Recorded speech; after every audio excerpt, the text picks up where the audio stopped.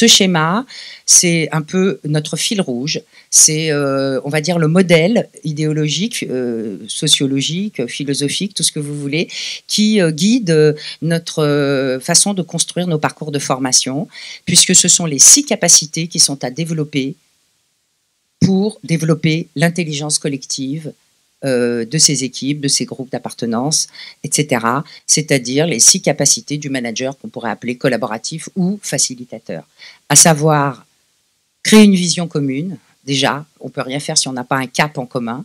Donc, créer une vision commune pour mieux s'adapter et agir ensemble, ça veut dire partager le sens, partager le cap, voilà, faire des diagnostics partagés, expliquer pourquoi est-ce qu'on s'engage dans ces transformations. Nous accompagnons beaucoup les transformations en entreprise et je pense que le principal frein, c'est quand le sens n'est pas intégré, n'est pas bien compris.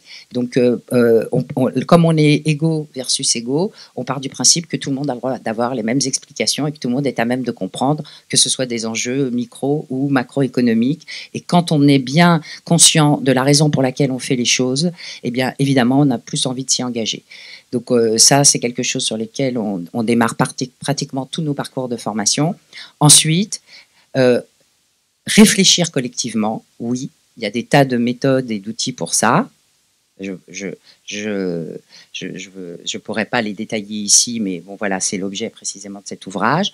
Comprendre collectivement, en effet, faire en sorte... Moi, j'ai des managers qui me disent je fais des choses, mais je comprends pas pourquoi on me demande de les faire. Bon, ça arrive encore. Voilà. Et là, évidemment, on peut pas lui demander d'embarquer aussi fort son équipe que si lui-même adhérait. Réfléchir collectivement, ça veut dire précisément développer cette intelligence collective. Et quand il y a des difficultés, des problématiques qui émergent de nos réunions, de nos diagnostics partagés, eh bien, on fait des ateliers solutions tous ensemble, avec ou sans les techniques de la créativité, peu importe qu'on soit formé ou pas. L'idée, c'est simplement de se dire, si on a des problématiques communes, eh bien, les solutions doivent être communes. Évidemment, je n'ai pas besoin de vous préciser que quand les solutions sont partagées, qu'elles viennent aussi du terrain et de l'équipe, elles sont beaucoup plus facilement appropriées par les collaborateurs que quand elles sont descendantes. Petit avantage collatéral pour le manager, c'est qu'il a les épaules moins lourdes aussi, puisqu'on a des managers évidemment qui sont stressés, qui ont beaucoup de sujets, qui se sentent investis de la mission de trouver des solutions à tous les problèmes, alors que très souvent leurs collaborateurs les ont, puisqu'ils les vivent au quotidien, et c'est effectivement en les faisant émerger tous ensemble, puisque lui aussi fait partie d'un groupe, donc il est aussi un participant comme un autre, que moi je dis souvent aux managers que je forme, oui, alors j'ai un collaborateur qui a tel sujet, je ne sais pas ce qu'il a, je ne sais pas ce qu'il veut. Je lui dis, mais est-ce que tu lui as demandé? Non.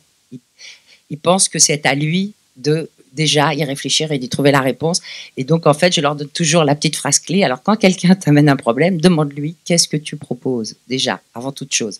Et ça ne t'empêche pas ensuite, toi, de avoir tes solutions à toi que tu peux aussi, de façon alternative, échanger avec lui. Mais toujours d'abord, qu'est-ce que tu proposes? Et effectivement, s'il y a un problème même de cohésion dans une équipe, elle vient d'un certain nombre de sujets et donc les collaborateurs sont tout à fait à même de réfléchir avec vous à comment les résoudre puisque ça correspond à leurs besoins.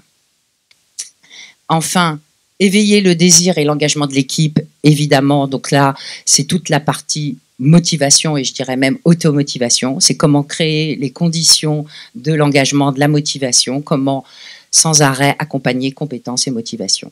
Évidemment, c'est-à-dire la compétence c'est une chose, mais sans la motivation, c'est même beaucoup plus facile de faire monter en compétence que de faire monter en motivation. Donc voilà, c'est ça qu'on travaille derrière cette alvéole. Et enfin, la dernière alvéole, c'est la résultante, j'ai envie de dire, de tout ça, c'est générer un bon climat social, puisque effectivement, si on a bien travaillé sur toutes les autres alvéoles, eh bien, on peut commencer à parler de cohésion, de QVT, puisque voilà, maintenant on parle de QVT.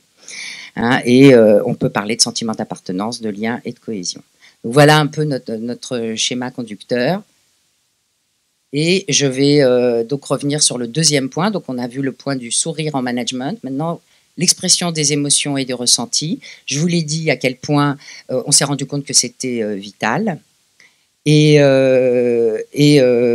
J'anime beaucoup de formations sur le stress et je sais à quel point les raisons essentielles du stress sont psychologiques. Hein, et c'est la révélation en général des stages quand on se quitte le deuxième jour, c'est de s'apercevoir que tout ce qu'on croyait être les raisons du stress, c'est-à-dire la surcharge de travail, même si évidemment elle en fait partie, hein, les conditions de travail, etc.